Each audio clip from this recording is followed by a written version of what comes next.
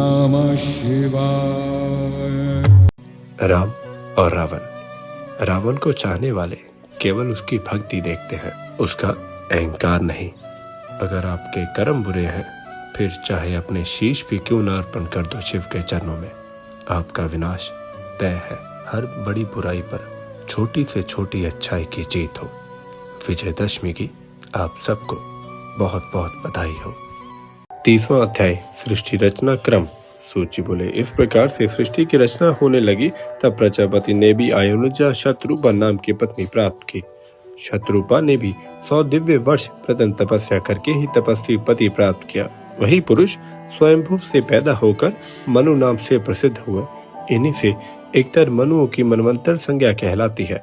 फिर विराट पुरुष से वीर का पैदा हुई। इसी वीरका से प्रियव्रत उत्तानपाद उत्पन्न हुए। धर्म की पुत्री सुनीत के साथ उत्तानपाद का विवाह हुआ, जिससे परम तेजस्वी ध्रुव उत्पन्न हुए।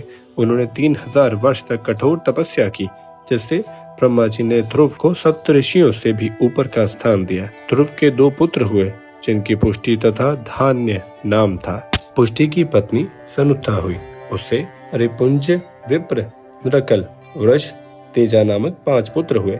रिपु से चाक्षुक नामी प्रसिद्ध हुआ। पुष्करण पत्नी से चाक्षुष ने वरुण पुत्र उत्पन्न किया। अग्नेयी नामक भ्राया से परु ने 6 पुत्र पैदा किए। अंग, सुमनस, ख्याति, स्मृति, अंगिरा एवं भय सुनीता नाम की पत्नी पाकर अंग ने बेन नामक पुत्र पैदा किया। वह महान पापी था। उसको ऋषियों ने मिलकर क्रोध से हुंकार शब्द द्वारा मार दिया। तब सुनीता की प्रार्थना करने पर बेन के शरीर को ऋषियों ने मंथन किया। बेन के दक्षिण हाथ के मंथन से पृथु राजा की उत्पत्ति हुई। वह पृथु विष्णु के अवतार थे। धनुष लिए कवच पहने सूर्य के समान तेजधारी थे। यह पृथु पृथ्वी पर आदि राजा हुए हैं।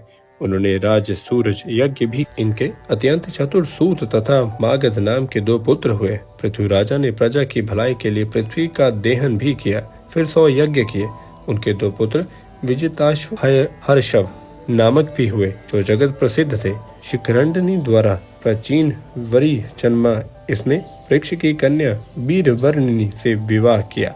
उसी से दक्ष प्रजापति की उत्पत्ति हुई। ये सोम अंश से थे। फिर दक्ष ने मन द्वारा चर अचर 2 पैर वाले तथा 4 पैर वाले जीव पैदा कर दिए। फिर मैथुन सृष्टि रचने लगे। वीरण प्रजापति की वीरनी कन्या से विवाह कर लिया। हर्षव नामक 10,000 पुत्र उससे उत्पन्न किए।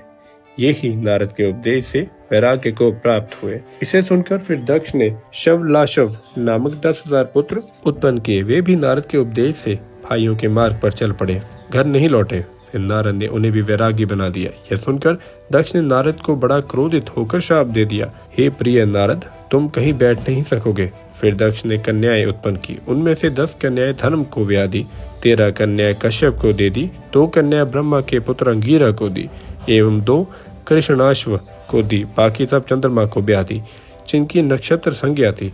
दक्ष की कन्याओं से देव दानव आदि बहुत सी संतानें उत्पन्न हुई, जिनसे ये सारा जगत भर गया। तभी से प्रजा मैथुन द्वारा पैदा होने लगी। शौनक बोले, हे सूची, आपने तो प्रथम कहा था कि दक्ष ब्रह्मा के अंगूठे से पैदा हुए हैं। अब फिर ये प्रचिता के पुत्र किस प्रकार हो गए?